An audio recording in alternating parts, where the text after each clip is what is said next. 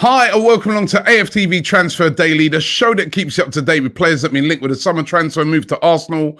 Brought to you today by Boohoo Man. Now, I've got the announcement on that £1,000 Boohoo Man voucher. Yesterday, we gave away one for £500, one for £750. Today's the big one, £1,000. I asked in the watch along video for you to give me your all-time Liverpool and Arsenal 11, and it's very difficult because there's so many great players in both teams. Had so many people enter, so difficult to choose because, as I said, there's so many great players. But this is the one that I went for. I've got it up on my screen here. I don't think you got it on your screen, but I've got it on my screen. It's a guy called Michael Aleke. I hope I pronounced that right. Michael Aleke. This was his team. In goal, Seaman. Left back, Ashley Cole. Centre backs, Adams and Carragher. Right back, Trent Alexander-Arnold. And then he had a midfield. Check out this midfield. Gerrard and Vieira with attacking midfielder sort of position held by Bergkamp. And then up front, a front three of Thierry Henry on the left-hand side, the striker, Kenny Dalglish, and right wing, John Barnes. That's some team. Trust me, that really is a good team.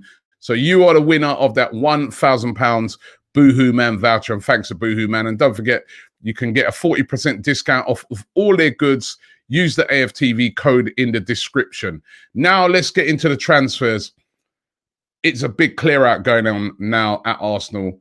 I've been saying this for a little while that much as we all want to get players in, that's what every fan loves to see come the summer or the January transfer windows. But it's also, with Arsenal, a big priority to move players out. And if you'd have seen in the interview I did with Turkish at the weekend, he was arguing that Arsenal are taking too long to get players out. I was saying to him, listen, it takes time. There's a lot of difficulties in moving on players that are on, in the case of a lot of these Arsenal players, very, very high wages. Those were the wages they got, a lot of them under Arsene Wenger. And if they haven't lived up to that, it's hard to move them on. How do you move on a guy that's on, say, £100,000 a week to a team that's going to pay him 50 grand a week? He's not going to go, is he? So that's the problems that Arsenal have got. But they have started to move on players. First one to go yesterday announced was Henrik Mkhitaryan. He has left Arsenal and he has joined Roma on a permanent deal. There was a lot of talk that it could be another loan deal. He was on loan with them last season, did well, but he has moved to Roma on a permanent deal. Arsenal cancelling his contract by mutual consent, taking £180,000 a week off the wage bill. There was a lot of talk that Arsenal, at one time they were holding out for 20 million. Then they wanted 10 million. Obviously, as I said, the big problem is the wages. £180,000 a week is a big impasse.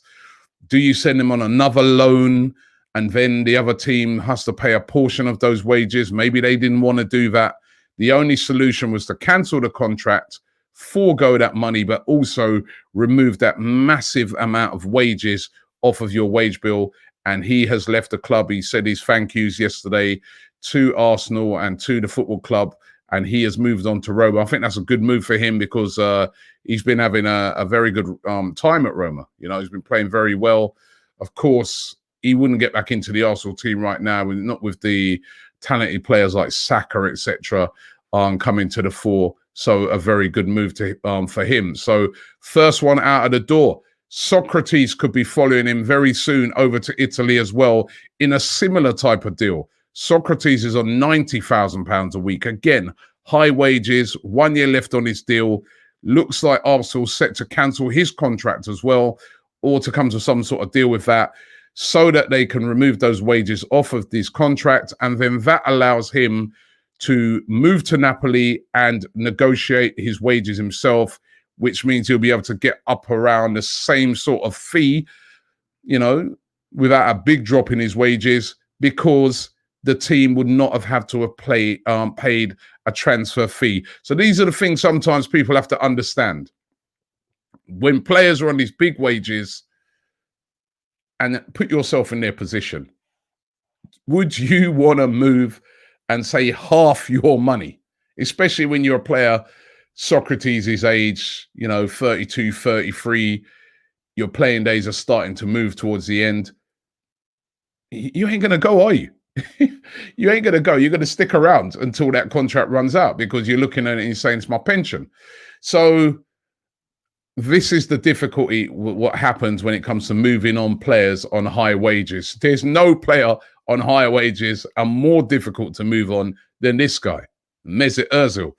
£350,000 a week. That's the sticking point. I'm sure if he was on a lot less wages, say more realistic, say about even 100 grand, I'm sure there'd be a lot of clubs wanting to take a chance on Mesut Ozil. But on that sort of money, there's nobody out there that's going to touch that. Although there are rumors that there are teams over in Saudi Arabia and Qatar that are willing to pay him the big money to get him over there. Al Nassr, a team over there in Saudi Arabia, said to be willing to match those wages and bring Ozil over. However, Mesut Ozil is not interested in a move to Saudi Arabia. I mean, he's absolutely hero in the Muslim world over there in the Middle East. Ozil is huge, right? A real icon, but he doesn't want to leave London. I remember he's comfortable in London. His missus just had a baby the other day. He's been recently married. He's comfortable in London. And he's getting quite a lot of money as well. So he doesn't want to go anywhere. I think if any deal does happen for him going over to places like Saudi Arabia, he's also been linked with moves to America, to David Beckham's team. I think those will be at the end of next season, or should I say this coming season.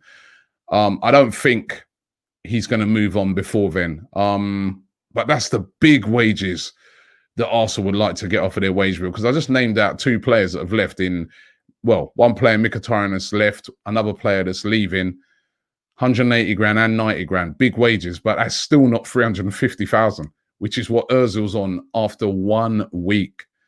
They've got to do something about that. Either they've got to try and get him back into the team somehow, or is it going to be a loan, or is he just staying put, just sitting on the bench for a year?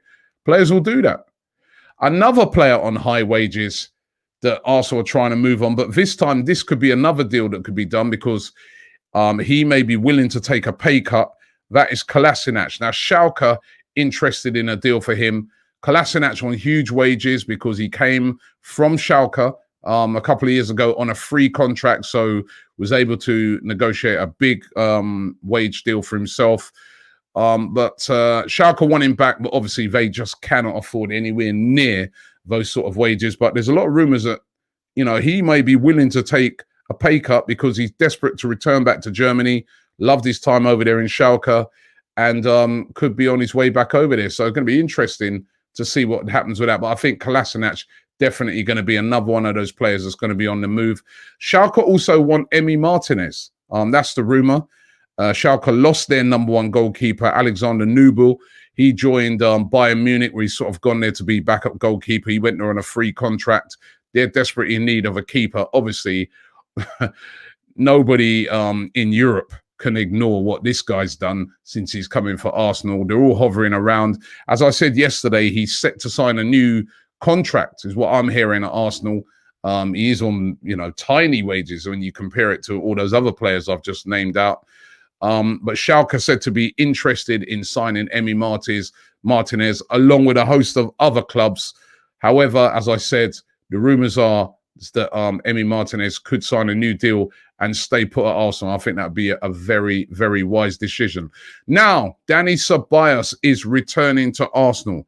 Lots of reports out there yesterday, including from Fabrizio Romano, who, by the way, we're going to be having on the show. So look out for that. He's going to be a special guest on AFTV, and we're going to be talking all things transfers with him. But he, yesterday, was one of the journalists reporting that Ceballos has turned down 3 loan bids from various different clubs to return to Arsenal. There's also rumours that Arsenal are going to pay a loan fee of around about 4 million euros and cover his wages. The big persuasion point, the person who really persuaded him, is apparently Mikel Arteta. He's the one who said to him, you know what, come back, play for Arsenal. You're going to figure heavily, come back. And as I've been saying for quite a while, you got to remember, this is a Euros year. At the end of the season, the Euros are on. Of course, postponed from last season. A player like Dani Ceballos, desperate to get into that Spanish squad. He's got to be playing regular football to get into that Spanish squad. Now, you could go to a Real Betis, or you could go to one of those other teams that he's been linked with. But will you be playing week in, week out? Probably at Betis, yes. But is that the same sort of profile playing for a Real Betis as playing for an Arsenal week in, week out, alongside players like Aubameyang, etc.? You know, you've got Mikel Arteta who trusts in you and believes in you. You're going to play a big part. It's kind of a no-brainer for me. And he will be returning back to Arsenal. And I think that's very good news for Mikel Arteta. Very important player he sees him as. And, you know, I think Dani Ceballos, who, you know, started the season well, got injured, had a dip, came back strong towards the end of the season. I really do think he could have a good season for Arsenal. I really do think he's a top player. He's got to bring more goals to his game, though. That's one thing I'd say. I'd like to see him score more goals from midfield. But Dani Ceballos returning to Arsenal, that's good news for Arsenal. Now, the mystery of Gabriel. Where is he? Why hasn't he signed yet? Why have we not heard anything? Now, I suggested this a few days ago. I said that, you know, he's on quarantine. You know, anybody coming in from France at the moment, you've got to self-isolate. And of course, as a high-profile footballer, you know, that's definitely got to be carried out, right? And, you know, you can't just, you know, with the self-isolation rules, coming in and then going training among your teammates, and that would be disastrous for a football club. We've seen players in recent days catching COVID. Pogba had the COVID-19. David Silva, I read yesterday, caught it. Got to be very careful with this. Of course, the whole country has to be. But the rumors are is that he's already signed the deal. So he's already signed his contract, but they're just waiting out the quarantine period. Now, as I said a few days ago, how could you say, for instance, do all the promotional pictures, the pictures of him in the shirt and stuff like that, if he's in quarantine? You can't, can you? So maybe they're waiting for that quarantine period to finish, and then they'll do all those sort of, you know, public shots and stuff like that. Now, I estimate he's would have been about 7 days in to his quarantine period. So he's got about another 7 days left. And then probably they'll announce it then. I don't know why they don't just say, you know, we've signed him, but he's in quarantine. You know, what's the big thing now? It's all about announcement videos and, you know, announcement pictures, and just say the guy signed. He's signed, but he's in quarantine, and we'll do an official unveiling on this day. But that's how Arsenal do, man. They like to keep us waiting and waiting and waiting, right? What are we going to do? We'll wait, right? Wait. Just like we have to wait on the Aubameyang one. The Aubameyang one could be announced today, a lot of people are saying. There was the thing with Willie Aubameyang speaking to Troops the other day. He said he was coming in Monday or Tuesday. When Troops asked him why is he coming in for, he said, oh, I can't really. He's being coy on it. Sounded like he could be coming in for an announcement. We'll have to wait and see if that happens. And Hector Bellerin. What's going to happen with Hector Bellerin? PSG are said to be very, very interested in him. I thought Bellerin had a good game at the weekend. Again, another player I think is improving a lot, starting to get back to where we wanted to see him under Mikel Arteta. PSG said to be very interested in him, but they want Arsenal to lower their price. Arsenal want £27 million for him. Of course, PSG desperately need a right back. Thomas Meunier moved on. He's now gone to Borussia Dortmund. They desperately want a right back, and they really like Hector Bellerin. Could Bellerin be another player that leaves Arsenal before the end of the transfer window? There's a lot of players that could be moving out. You know, there's also Guendouzi as well. Lots of players that could be on the move this summer for Arsenal, but it does take a little bit of time. Bellerin, do you want Bellerin to go? Do you think that would be a right move? You know, I know that there was quite a lot of fans probably about a month ago saying, yeah, you know, move him on. But I don't know. He's starting to look to me like he's coming back to being that Bellerin that, you know, we all loved back in the day when he sort of first sort of came on the scene at Arsenal. Is it the right time to sell him as well? A bit like the sort of Ainsley situation when you now starting to see the guy come back to where you want him to be. Of course, now you've got Cedric there. You've got Ainsley who can play right back as well. So would Arsenal, you know, cash in on him? If it's PSG, you know, it's not going to be a 5 million, 10 million deal, is it? It's going to be a decent money involved in it. And all of that money could go towards that pot for a Thomas Partey, who, by the way, the rumours are is that he's told, you know, clubs that have been inquiring about him that I'm either staying at Atletico or going Arsenal. That's the rumour. So do you cash in on Bellerin? Be really interesting to hear what you guys have got to say on it. Anyway, those are the rumours today. Thanks for watching the show. Congratulations again to our winner of the £1,000 Boohoo Man voucher. Keep it locked here on AFTV. As I said, we've got Fabrizio Romano coming up here on a special transfer daily. So look out for that. We're going to be doing a transfer daily extra. Look out for that. I'll give you the dates of that on tomorrow's show. But thanks for watching the show, and we'll be back tomorrow.